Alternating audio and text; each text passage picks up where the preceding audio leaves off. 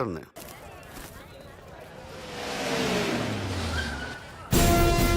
ఎక్కడి నుంచి వస్తున్నావు? నాకు తెలుసు, ప్రకాష్ దగ్గర నుంచి కదూ. తంబు మర్డర్ కేసు ఇన్వెస్టిగేషన్ చేసింది నేనే. అతన్ని నేను కావాలని చంపలేదు సార్. ఒక కుర్రాన్ని కాపాడే ప్రయత్నంలో అలా జరిగింది. తెలిసి చేసినా తెలియక చేసినా తప్పే అని ఫీల్ అయ్యాను. అందుకే ఆ ప్రకాష్ని కలవడానికి వెళ్ళాను. తంబుని చంపటం తప్పు కాదు పార్థు. మర్డర్ చేయడం తప్పు కాదంటున్నాడేంటని ఆశ్చర్యంగా ఉందా? రా బండెక్కు. నాకంతా తెలుసు పార్థు, నీ తప్పేం లేదు. దిగు.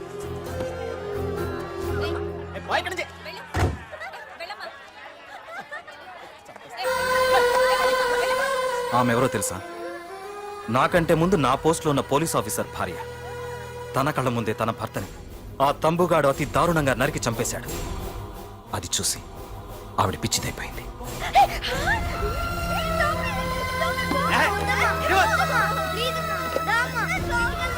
ఆ కుర్రాడు ఆవిడ కొడుకు. చదువుకుంటూ ఆడుకోవాల్సిన వయసులో తన పిచ్చి తల్లిని జాగ్రత్తగా చూసుకోవడానికి రోడ్డున పడ్డాడు. ఆ పెద్దాయన్ని చూడు. 6 సంవత్సరాల క్రితం తన కూతురి పెళ్లి కోసం బట్టలు కొనడానికి కూతురుతో పాటు సిటీకి వచ్చాడు. తంబుగాడు ఆ అమ్మాయిని ఎత్తుకుపోయాడు. ఆ రోజు నుంచి ఈ రోజు వరకు తన కూతురు ఉందో లేదో తెలియకపోయినా ఎప్పటికైనా తిరిగి ఇవ్వకపోతారా అన్న చిన్న ఆశతో ఈ సిటీలో ఉండిపోయాడు. వీళ్లే కాదు పార్థు, ఒక్కసారి అటు చూడు. పశువులు కూడా ఉండలేని ఈ మురికి నీళ్ల పక్కన వీళ్ళు ఎందుకుంటున్నారో తెలుసా? ఆ ప్రకాష్ గాడు తన తమ్ముడి పేరు మీద మల్టీప్లెక్స్ కట్టడానికి వీళ్ళుండే ఇళ్లని ఖాళీ చేయించి తన సొంతం చేసుకున్నాడు. వాణ్ణి ఎదిరించలేక వేరే దారి లేక వీళ్ళంతా ఈ దుర్భరమైన జీవితాన్ని గడుపుతున్నారు. ఇప్పుడు చెప్పు పార్థు, తంబుని చంపడం తప్పని ఇంకా నువ్వు ఫీల్ అవుతున్నావా? నువ్వు అడగచ్చు, ఇన్ని జరుగుతుంటే మీరేం చేస్తున్నారని. మా అధికారమే మాకు అడ్డమైంది. ప్రకాష్ గారిని టచ్ చేస్తే చాలు మినిస్టర్స్ నుంచి ఫోన్ కాల్స్, ఒక్కడుగు ముందుకేస్తే చాలు వెనక్కి రమ్మని హైకమాండ్ నుంచి ఆర్డర్స్. నా దృష్టిలో ప్రకాష్ని అరెస్ట్ చేయకపోవడం ఎంత తప్పో నిన్ను అరెస్ట్ చేయడం కూడా అంతే తప్పు. ఇదిగో నీ పర్స్. తంబు డెడ్ బాడీ దగ్గర దొరికింది. పార్థు, నిశ్చింతగా ఊరెళ్ళి నువ్వు ప్రేమించిన అమ్మాయిని పెళ్లి చేసుకుని హ్యాపీగా ఉండు. చూడు, నిన్ను నువ్వు రక్షించుకోవడానికి ఆ ప్రకాష్ని గాని వాడి మనుషుల్ని కానీ ఏమైనా చేయి. నీ వెనక నేనున్నాను. Wish you all the best.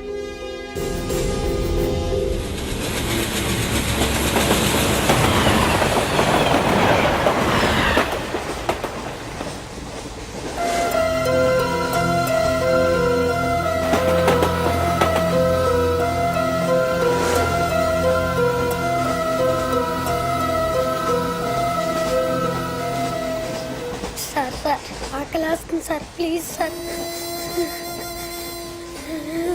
అమ్మ ఆకలి వస్తుందమ్మా. Sir please sir.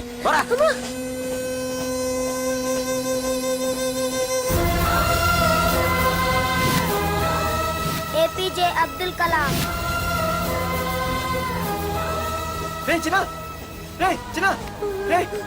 ఏంద్రా నీకు? ఏంటి ఇలా ఉన్నావు? ఏమైందో చెప్పరా? చెప్పు. వాట్?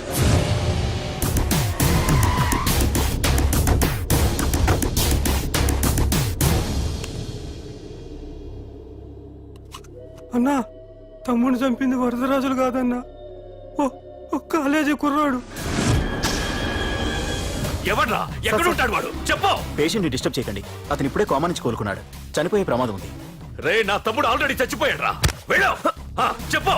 అన్నా, ఆడెక్కడ ఉంటాడో తెలియదు కానీ ఆడితో పాటు స్కూల్ కుర్రాడు కూడా ఉన్నాడన్నా. రే, వీడిని బండి ఎక్కించండి. అలాగే అన్నా.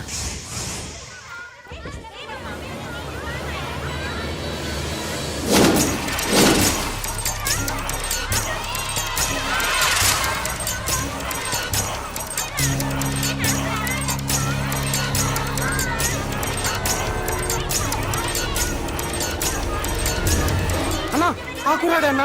రే బాబీ ఆగరా. మర్యాదగా చెప్పు. నిజంగా అతను ఎవరో మాకు తెలియదు సార్. తెలియకుండానే వాడితో మీ కొడుకుని స్టేషన్కి పంపించారా? చెప్పు. చెప్పు చెప్పు చెప్పు చెప్పు చెప్పు చెప్పు చెప్పు. తెలియకుండానే వాడితో స్టేషన్కి పంపించావా? చెప్పు.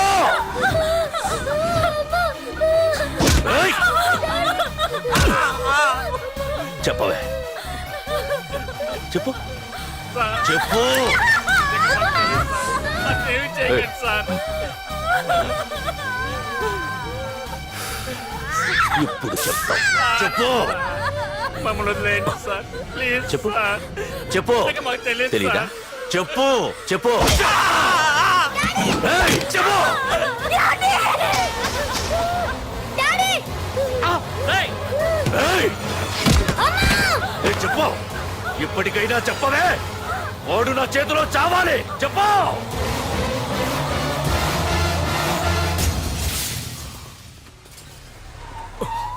సార్ వాడి గురించి ఇన్ఫర్మేషన్ తెలిసింది సార్. ఇది వాడి ఫోటో. అన్న వీడే వీడే అన్న తమ్ముడు చంపింది వీడే.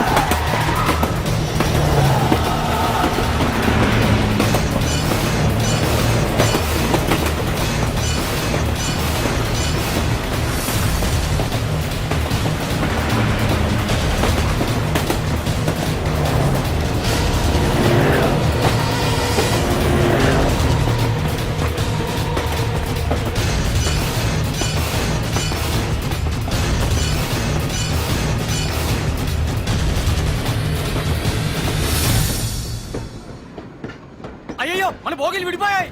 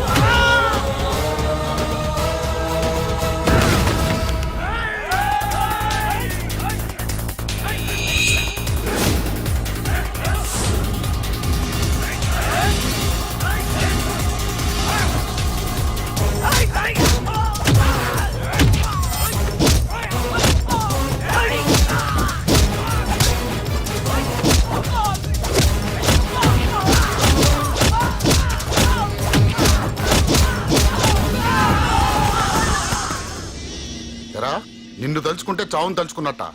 అంత మగాడివా? ఇప్పుడు తలుచుకోరా, ఎవరిని తలుచుకుంటావు?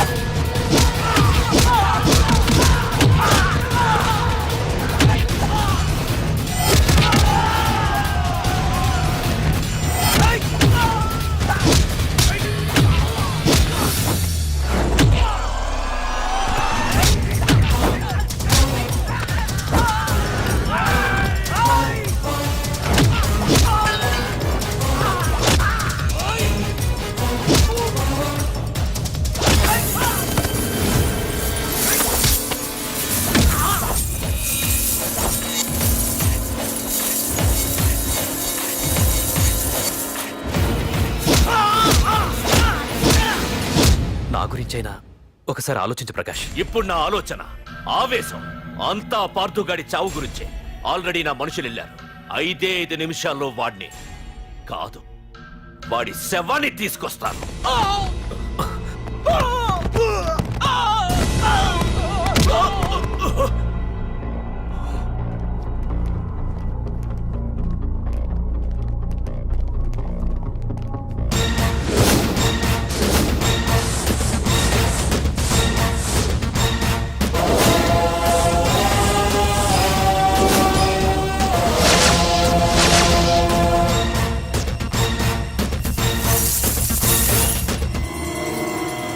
పార్థు, రేయ్, నువ్వు జీవితంలో ఏ తప్పైతే చేయకూడదు అదే చేశావు. నన్ను నన్ను టెన్షన్ పెట్టావు. నా మూలంగా అభంశుభం తెలియని పసివాడి తల్లిదండ్రులను చంపి వీన్ని అడుక్కు తిని అనాథం చేశావు. నీ వల్ల అన్యాయం అయిపోయిన ఈ పసివాడి మీద ప్రమాణం చేసి చెప్తున్నా, నా పెళ్లికి పంతులు పంచాంగం చూసి పెట్టిన ముహూర్తం ఈ 28. అప్పటి వరకు నేను ఇక్కడే ఉంటా. నీ ప్రతి అడుక్కి ఎదురొస్తా. నీ రౌడీ రాజ్యాన్ని నేలకూలుస్తా. నీ రాక్షసత్వం వల్ల ఇప్పుడు వీడు ఏ స్థితిలో అయితే ఉన్నాడో అదే స్థితికి నిన్ను తెచ్చి నడి రోడ్డు మీద నిలబెడతా. దానికి నేను పెట్టిన ముహూర్తం ఈ నెల 19. తెచ్చుకో. నీ బ్రాంచీల నుండి జనాల్ని తెచ్చుకుంటావో, నీ గొడవల నుండి ఆయుధాలు తెచ్చుకుంటావో. ఒరే ప్రకాష్, పొరపాటున నా పొరచేయి తగిలితేనే పైకి పోయాడు నీ తమ్ముడు. అదే నే మనసు పెట్టి పిడికిలి బిగించి కొట్టానంటే పునర్జన్మ లేకుండా పోతావు.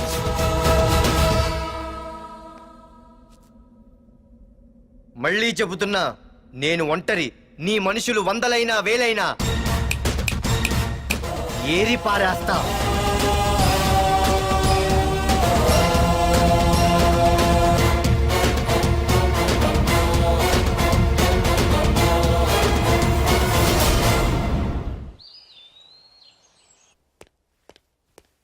నాన్నా, పార్థు ఏం నాన్నా? నేను ఇంత టెన్షన్ పడుతుంటే నువ్వేం మాట్లాడవేంటి? పార్థు తనని నమ్ముకున్న వాళ్ళని టెన్షన్ పెట్టడు, తనతో పెట్టుకున్న వాళ్ళకి టెన్షన్ పెడతాడు. అవునమ్మా, ఒక్క ప్రకాష్ కాదు, 100 మంది ప్రకాష్లు అడ్డొచ్చినా వాళ్ళంతు చూసి పెట్టిన ముహూర్తానికొచ్చి నీ మెళ్ళో తాళి కడతాడు.